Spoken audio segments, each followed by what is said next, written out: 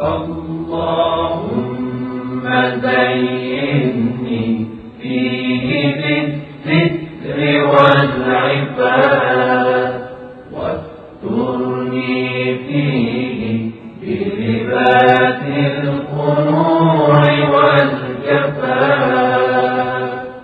واحملني فيه على العدل والإنصاف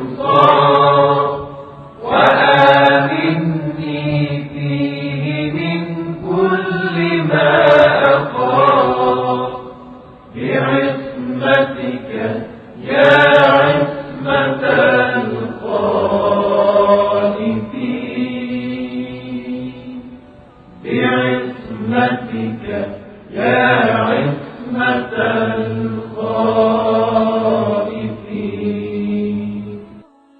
O Allah, on this day beautify me with covering and chastity, and on this day cover me with the clothes of contentment and chastity, and on this day let me adhere to justice and fairness, and on this day keep me safe from all that I fear, by your protection, O the protector of the frightened. أعوذ بالله من الشيطان الرجيم بسم الله الرحمن الرحيم السلام عليكم ورحمة الله وبركاته. We're now at the 12th day of the Blessed Month of Ramadan, and today we want to look at the topic of chastity and uprightness. And we know that living in societies that many of us live in, which are run by secular democracies, where the rules of the Almighty Creator are not allowed to flourish and be implemented, that one of the greatest challenges we face is that of displays of chastity within society. Whether it be rules prohibiting women from wearing modest clothing, whether it be countries which have banned things, for example, of the hijab. This is an issue which obviously is of utmost importance to Muslims wherever they may live. To look at what the hadith, the sayings and the verses of the Quran talk about in terms of chastity, let us first reflect on a saying, a hadith, from the commander of the faithful, Imam Ali, may God's peace and blessings be upon him. In Najul Balagha, he has been quoted as saying the following: the reward granted to one who struggles in the way of Allah, meaning one who is a mujahid, and is martyred, is no greater than the reward given to a person who displays chastity. It is almost as if the chaste one is an angel from amongst the angels. The Imam and the commander of the faithful shows us in this very beautiful tradition the importance of maintaining chastity within our lives. Chastity at many different levels, but first and foremost we want to think about the chastity of the body that we have and the covering which Allah has implemented and instructed both men and women to observe within the societies that they live in.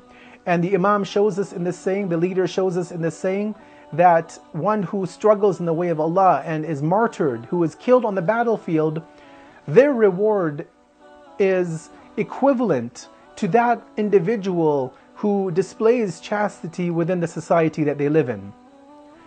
We have another hadith, again from the commander of the faithful, which we should reflect upon, in which he mentions the following statement. He says, "The alms of beauty is to show chastity." This beautiful tradition gives us a very clear indication about this concept of charity, of alms in Islam. And that alms is not just to give money to a hungry person or to a beggar or food to a hungry person. Rather, we see that charity is actually an integral part of many aspects of our lives. And so in this tradition we're told that one who has beauty, one who has a handsome face, one who is let's say very muscular and very well physiqued, that their chastity, or rather their charity, is to show chastity. Not to try to attract the opposite gender through their looks, through their physique, through their handsome charm that they have, but rather to protect this, and this is their form of charity. And again, as we live in societies which does not value this issue of chastity, we need to reflect on the verses of the Quran, the sayings of our infallible Prophet and the leaders of our religion, to understand chastity from the religious perspective, and then do our utmost to implement this within our day-to-day lives in whatever way we have possible. Wassalamu alaikum wa rahmatullahi wa barakatuh.